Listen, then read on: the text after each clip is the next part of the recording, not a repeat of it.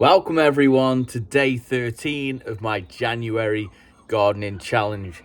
There's quite a lot of snow on the ground. It's been quite persistent. So today's task, I'm going to be taking some hardwood cuttings off my Sambucca black lace.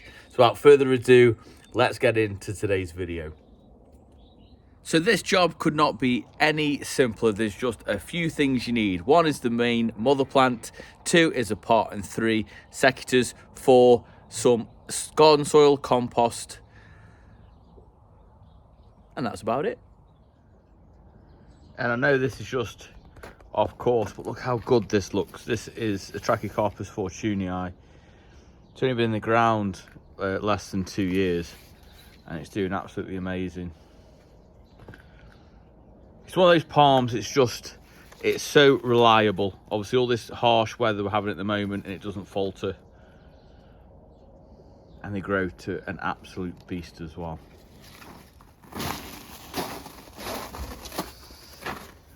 Compost. I'm going to use this old compost. Had a couple of tomato plants in here last year, so this won't have any nutrients, so it's perfect. It looks quite free draining as well, but you can always add sand with it. And then I'm just going to simply top this up, and then I'm going to start showing you what you need to do to your cuttings.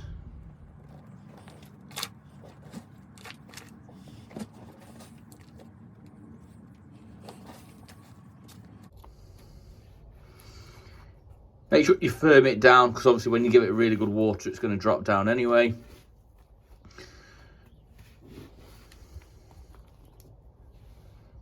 There we have it, it's ready. So pruning your Sambucca really depends on what shape you want out of it. These are fully hardy, they can be done any time of year. They will bounce back, even if you cut them straight to the base when they're a little bit bigger, like this one here.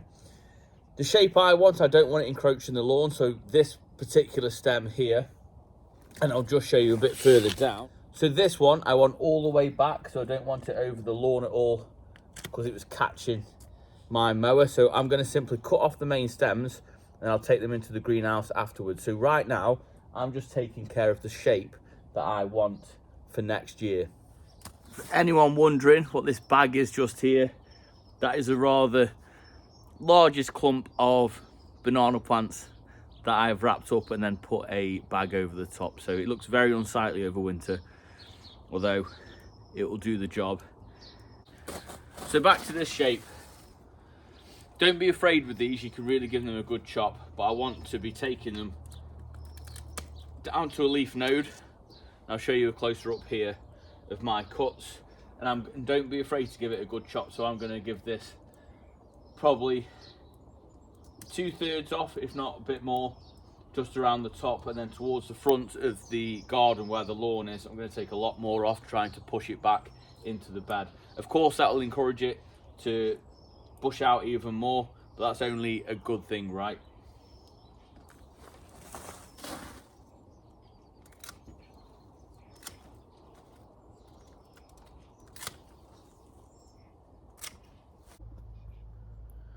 Apologies, I've not got round to sorting this border out yet. It's something that you'll see being done in January, but that is the shape that I've gone for. That one I could arguably take down another one, but I'm happy with it. I quite like that shape.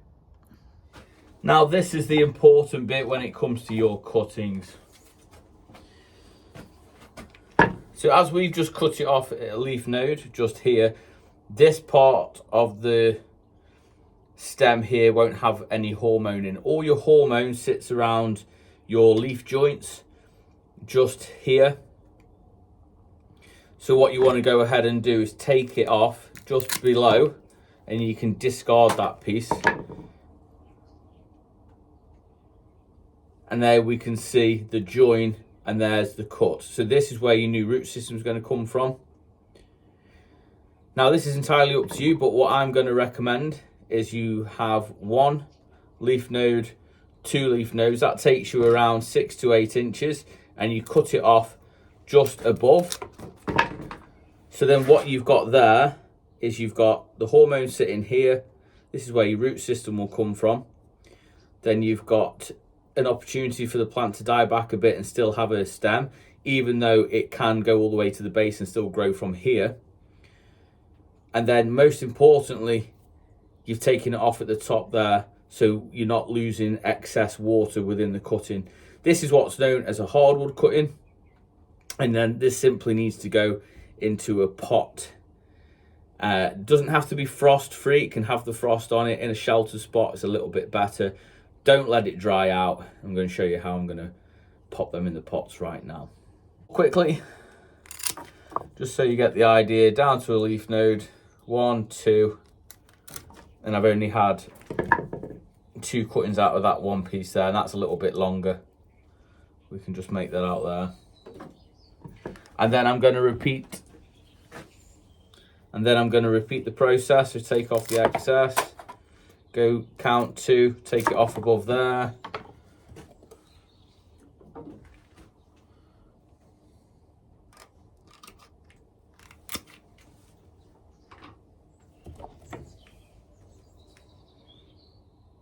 Same again, all the hormone sits in there, and I'm going to take it off to there.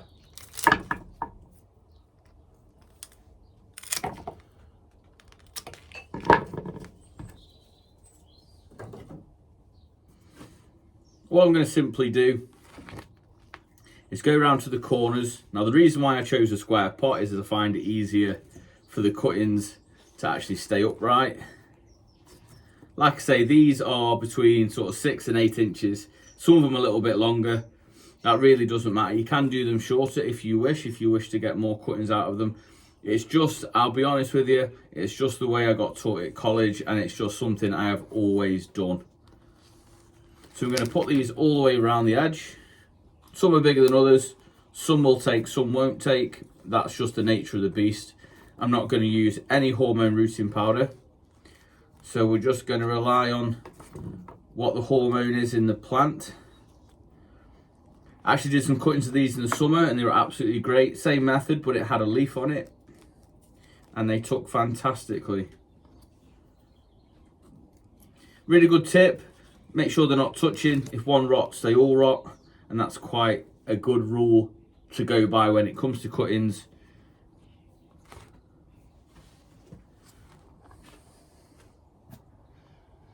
And there we have it. A really good gardening job done on a chilly day. Going to give this a good water. Make sure it doesn't freeze tonight. So this will be coming into the summer house. As in, what I mean by make sure it doesn't freeze is once you've watered it, make sure you don't get frozen water in it, because sometimes it can be quite stubborn as to defrosting.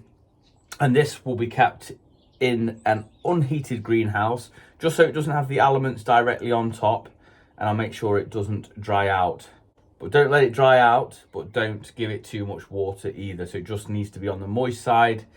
They won't get roots until spring, but that's to be expected. Just keep an eye on them. If one does actually die, then just simply remove that on the way through the season.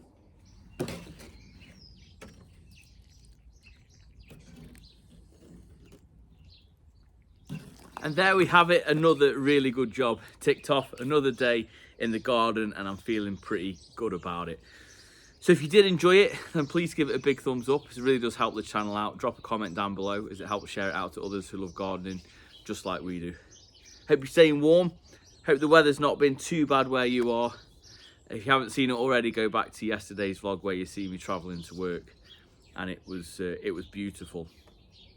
With that being said, I'm off. See you guys tomorrow. You take care.